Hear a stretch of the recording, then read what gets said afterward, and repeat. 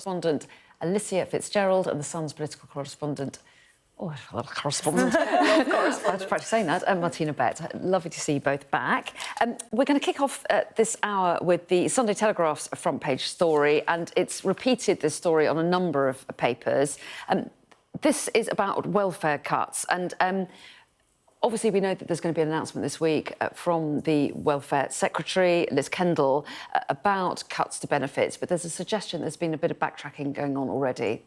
Yeah, and what's quite interesting is that the way it's been sold in the last few weeks, so, you know, the political arguments have been put forward by Number 10 have been slightly confusing because we were expecting this green paper, which is going to announce 6 billion cuts in disability benefits. There's a tightening of PIP, the personal independence payments, and also changing rules in terms of engagement with the welfare system. So, for instance, instead of just getting calls for people that are out of work, now there will be face-to-face assessments and so on. But anyway, this big announcement was going to come out last week. Now, that same day, everyone was going to expect it, and then later on in the afternoon, we were told that this was going to be pushed back to next week, to this Tuesday. And last week, we saw Number 10 engaging with Labour MPs, wanting to explain the moral argument of why this is needed, because we know that there's a ballooning welfare bill. It's just not, like, the Labour government basically wants to protect people that are out of work and they can't get to work, but they think there is a moral argument for getting people who can work into jobs. So we'll see what happens and whether Keir Starmer can sell this as a sensible fix or the backlash will be too big for him. Well, that's right. I mean, so the suggestion that they won't go as far as they had perhaps suggested on disability, this disability benefit, the PIP, as Martina was talking about, but they are still large cuts to the overall bill, as in not a cost, yeah. Cost, exactly, of £5 or £6 billion. So do you think that backbench Labour MPs will be reassured by the changes that have been made? Well, this is the thing. So last week, when this was widely reported, there were so many different threads, I suppose, into the way in which they wanted to make it harder to get the PIP. That's the personal independence payment. And it's basically for anyone with a disability or long-term health condition or mental illness who finds it difficult to carry out normal day-to-day tasks, whether that's work or just kind of going about your daily life, they can receive a payment.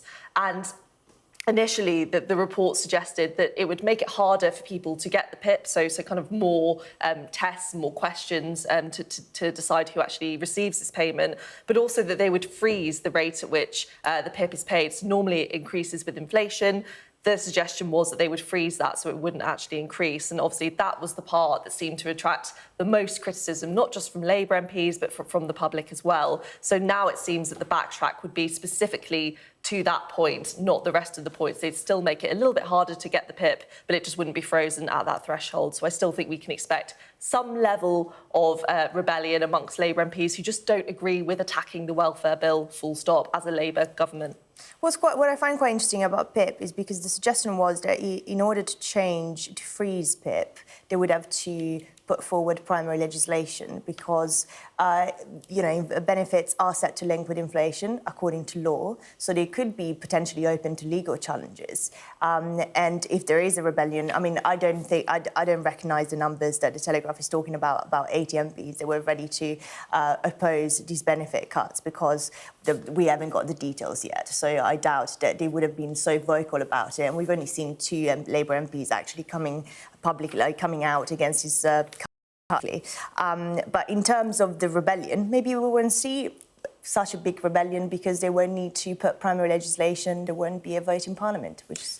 Yeah, which yes, exactly. So there's less likely to have an opportunity to raise their objections. There is also, I mean, some picks up on this, but not going to mention it, there's also this suggestion that they're going to have this new kind of scheme whereby, as they put it there, try before you apply job scheme, the sense that people with disabilities can apply for jobs and not worry about losing their benefits. They can see whether it works for them, because some people might be put off thinking, well, I might lose my benefits if I do try this job, and they may not work out, I may not be capable of carrying on with it. Exactly, and that's how the current system works. If you then begin work, your PIP is automatically put up for review and often taken away because you're seen to be fit to work again. And then you have to go through the whole process again of trying to regain your PIP if for some reason this job doesn't work for you, if say it's too challenging because of your disability, any particular reason. So the guarantee here is to basically allow people to try out a job, still receive their PIP before it's re-evaluated. Of course, this comes with a few issues. Of course, there would be ways in which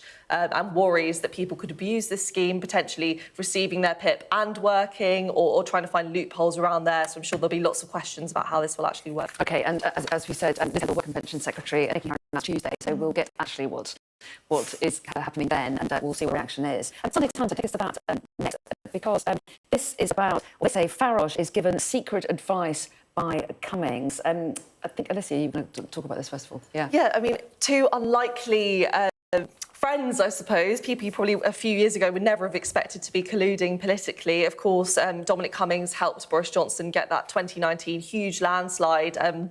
And largely, Farage and Cummings were seen as political opponents, both leading two different Vote Leave so-called campaigns during the Brexit times. But it's reported here that actually Farage has been seeking Dominic Cummings' advice. I think we'll remember a while ago, Dominic Cummings actually made a defection to Reform, said he no longer supports the Conservative Party and has been very vocal encouraging the public to vote for Reform. So not a huge surprise there, but it seems that Farage is looking for a few little tips and tricks on how to kind of further Reform's path to government, I suppose. That's what Farage wants, and he's trying to get a little flavour of some of Dominic Cummings' expertise. Yeah, what do you make of this, Martina? Because there are some some supporters of Reform, some Tory supporters who think that somehow the party should come together and form some kind of pact. I mean, Nigel Farage thinks, I can go it alone. I'm doing fine, actually, without the Tories. But what prospects especially are there after for all those infighting in the last few weeks, I mean, Nigel might think that a possible merger of the right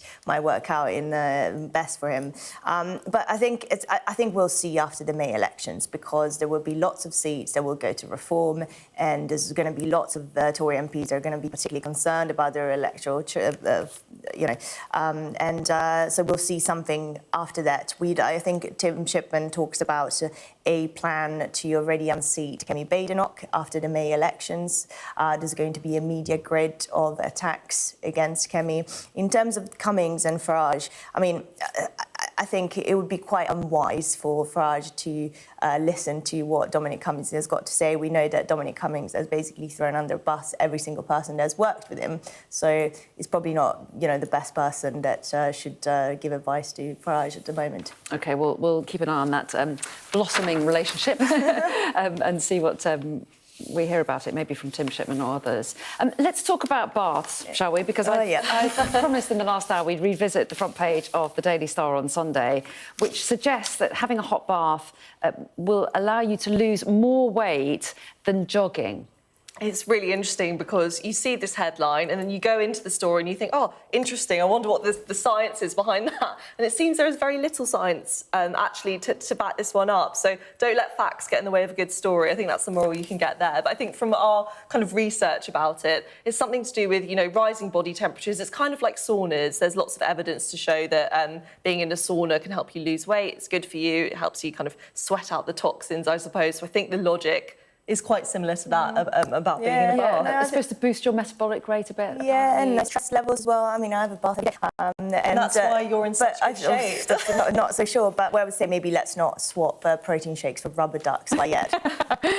Don't eat any rubber ducks at home, in case you're confused about that message. And very quickly, we've got a little bit of time to talk about this fiendish camera on one particular road. Yeah, I mean, this was basically in a low-traffic neighbourhood. It's just off the King's Road in Chelsea, in London. And the idea is to try and basically stop cars from using residential areas as shortcuts away from the main thoroughfares. And they've put this new camera there, and it's caught more than 850 drivers in 24 hours, which is the highest number of fines handed out by one CCTV device in a 24-hour period. I mean, 850 is insane. Isn't that like all the cars going there? It's crazy. It's like, it's not really enforcement, it's more like entrapment. So it's not like all those drivers are reckless. It means that the council just wants a little bit more money.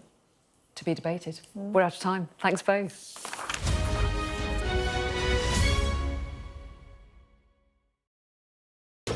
we are under